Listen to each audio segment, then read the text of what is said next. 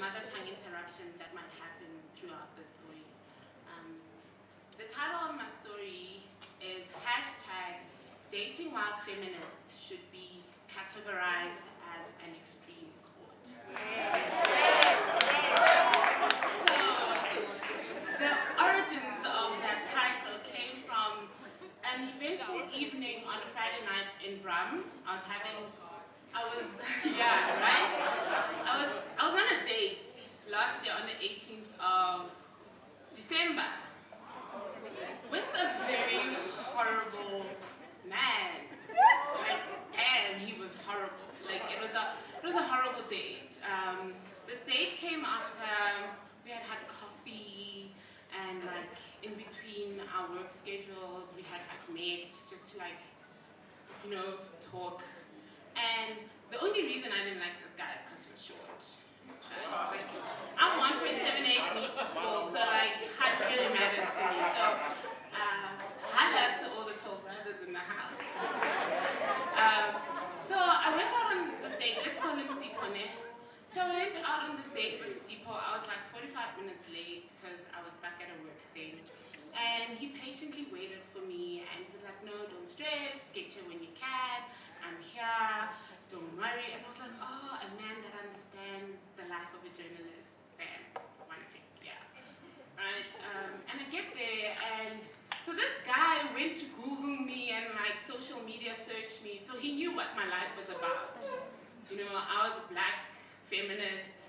I'm part of Feminist Stockfell. I was this girl who's always writing about gender. I was like this girl who basically lives her life to talk about her experience as a black woman in this world. And so during the date, we talked, and it was great.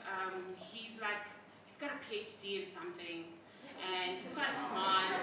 He's lived in half of the world, and so he's been in South Africa for a year and a half, and he's trying to date, and I was the first girl he met that was intriguing enough to, his words, not mine. The date turned when he said, you're too hot to be a feminist, why are you wasting your time? Right? Yeah. And I was just like, this is it. It's not gonna happen. But the date got worse. So while we're sitting in a little corner in the restaurant in Brum, my ex walks in. Side note, my ex is in this place tonight, even though I told him not to come. And all I have to say to him tonight,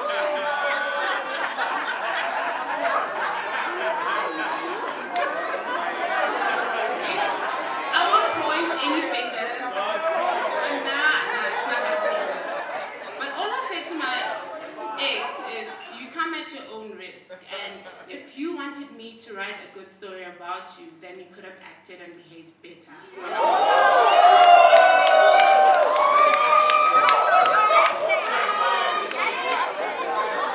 My ex decides, when he sees me, he decides to sit right next to the table where I'm having this very horrible date.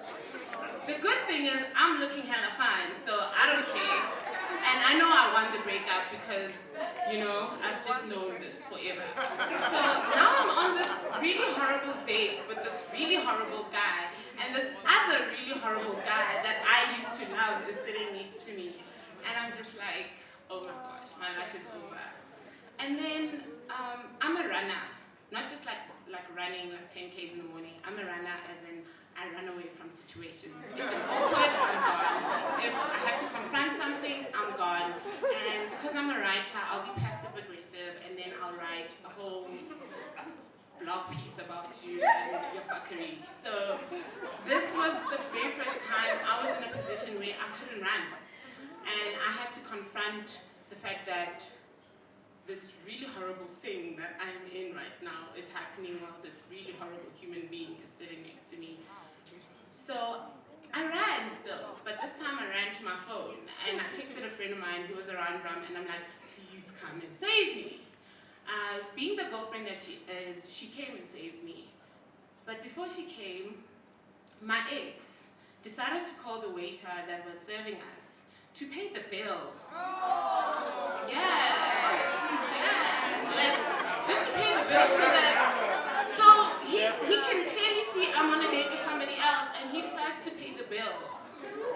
then the waiter comes to us and is like, no, your bill has been settled. And I knew what was happening, you know? And so my friend eventually came and she saved me from this horrible date because I lied. Because I'm a runner, remember? I lied and I said that my friend paid the bill because she thought I was alone as she came in. And so this really horrible date guy left. I blocked him on WhatsApp, on Twitter, on Facebook. I blocked his number. So I basically kind of like disappeared because I don't have the time to have to explain my humanity to a man that's supposed to be loving me. So my ex is still there. And I'll go back to how I started dating this guy. We'll call him Brother Fine, eh? So ladies, look around for all the fine brothers in here too. So I met Brother Fine.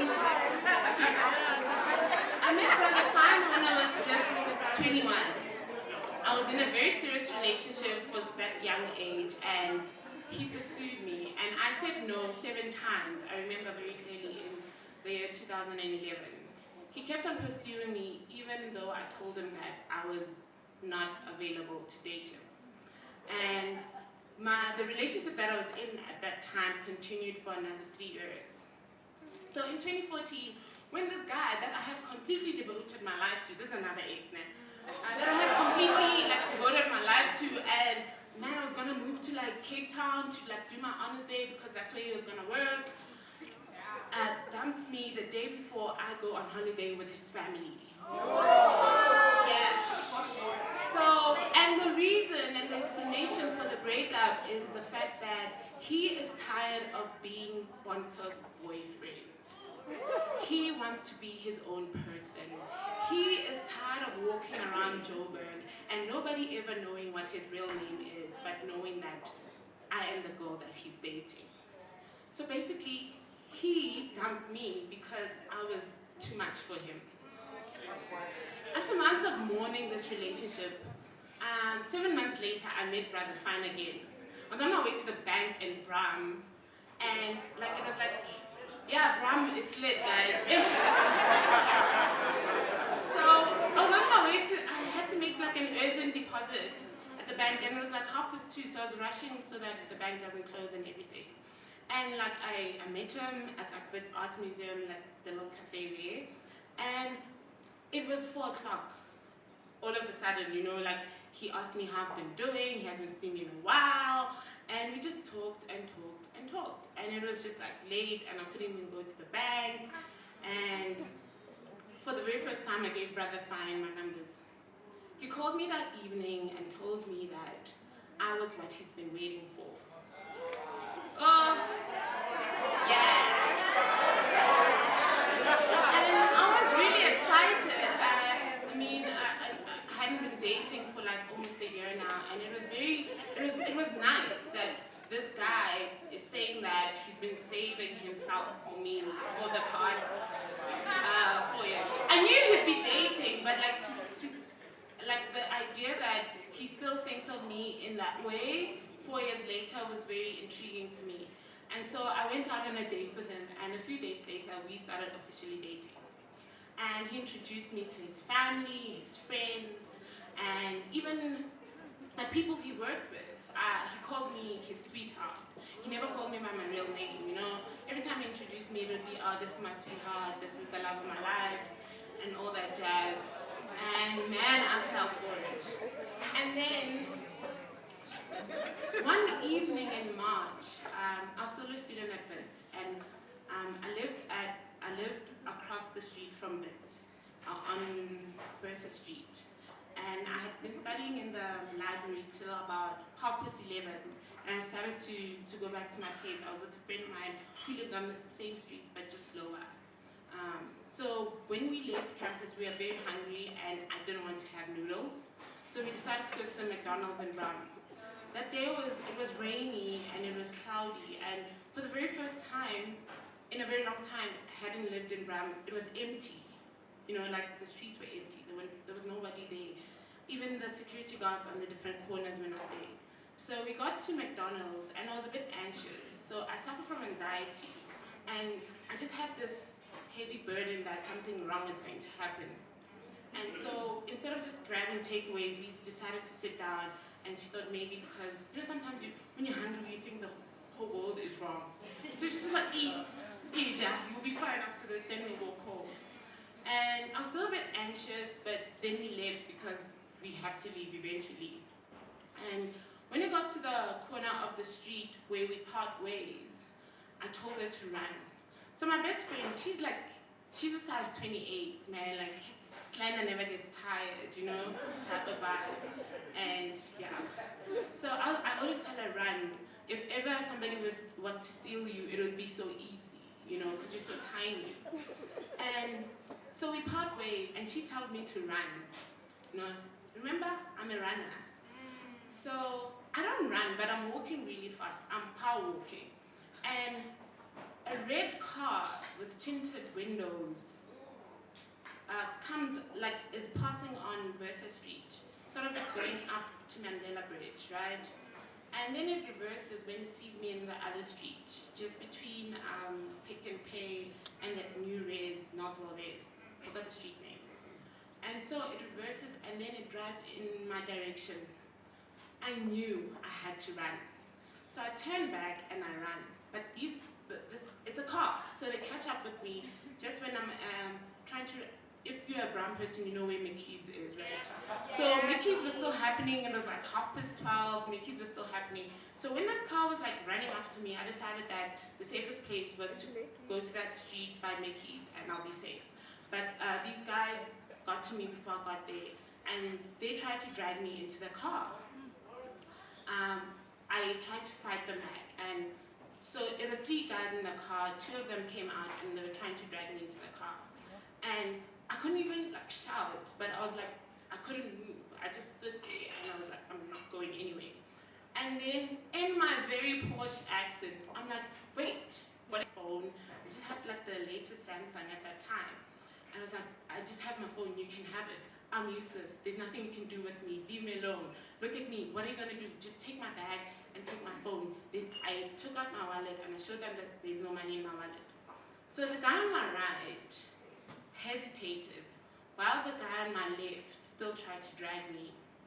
Mind you, because I'm so paranoid, I always carry a taser in my bag. But with knives to my face, I couldn't bring myself to using the taser. So in that moment of hesitation, while the guy who's driving the car is shouting at them for not grabbing me quick enough, I ran. I ran so hard, I ran into the door of the building I lived in. It startled the security guards, and they came out and they just said, what is wrong? And I just started crying. And because I just realized that I almost just got kidnapped. So for the next 4 days, I could not sleep. My best friend came to stay with me. I could not sleep with the lights off, and I had to be given medication, and I did the trauma counseling and everything else that was needed to help me through this time. After 4 days, I decided that I need to see Brother Fine because he was worried about me after all. He came to see me. I told him that I still need my space and I'm not really to talk to him and everything about what happened. And then a week after that, he decided that he's going to surprise me with a dinner date. So we go out for dinner, and on our way there, I tell him that I'm not comfortable. Can we just grab takeaways and go to his place or go to my place and just have dinner there? I don't want to be out in public. He agrees. So while we're waiting for the order at the restaurant, he comes from behind and grabs me. And I freaked out. Started shouting, I was shaking, and he was like, we caused the scene, and he then took me to the car. And I was like, don't do that, how could you do that after what happened to me a week ago? Are you crazy? And I'm just lashing out because I stopped going to trauma counseling because I just didn't think it was working, and all I was taking was my anxiety medication. And then we get to the parking of my building, and he says, it's not like you got raped. I froze. On top of that, then he says, anyway, I've told you so many times that you shouldn't walk in Bram so late. So, Brother Fine, who's just been the epitome of the black man that I've been searching all my life for. He was tall, he was handsome, he was smart. Says this to me. He's blaming me for the fact that 3 people that I don't know try to kidnap me. That should have been the moment that I broke up with him, but I didn't, because I mean, like, yeah. So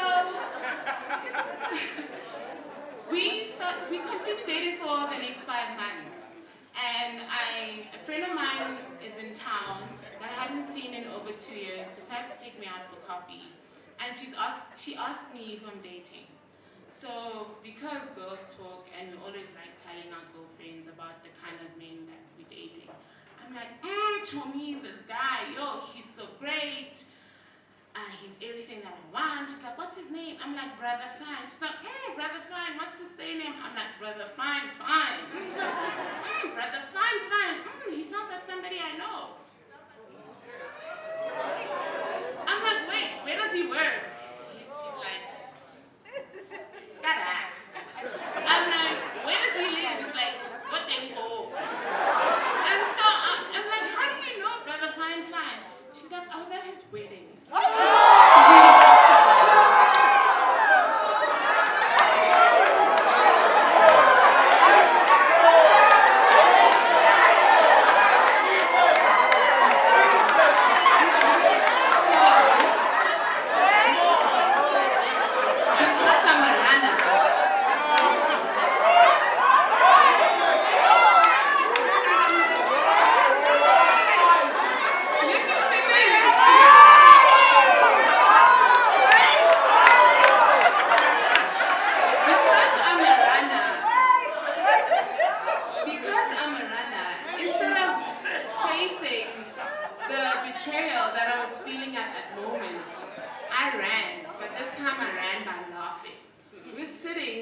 In a coffee shop, and I laughed so loud, everybody turned to see like what the hell was going on. I laughed so hard because I didn't want to face the reality that this guy, who told me he was away on business and on work, was on his honeymoon when he was calling me in Spain. Yeah. And so, this is why his presence in this place amazes me, when he could be home with his wife and child.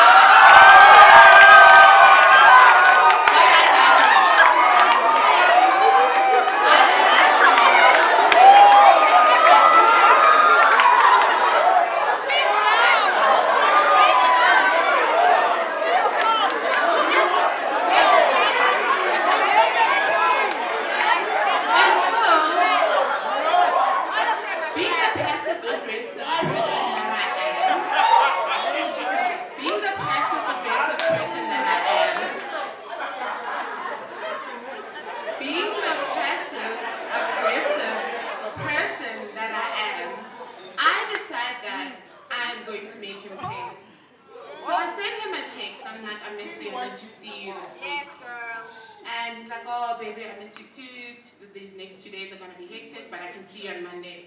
I was like, okay, cool. And then on Sunday, during the day, I'm like, oh, I wish you were here, wink face, you know? And he replies with love eyes and like, oh, what would you do to me? And I'm just like, well, you'd have to be here to find out, wink face. And so Monday afternoon comes, and on his way back from work, he comes to my place. And so, like, that whole weekend, I thought about the different ways I'm gonna make this guy pay. I was like, I'm gonna put, like, you know the chicken lick and hot sauce? You know, soul fire sauce? I was like, I'm gonna, like, smear it on my hand, I'm gonna give him a hand job, and his penis is gonna, like, beautify it. Like, that was the first, like, that I had. Ladies, can relate. But I decided to be less crazy, so I invited him, we're just friends, right?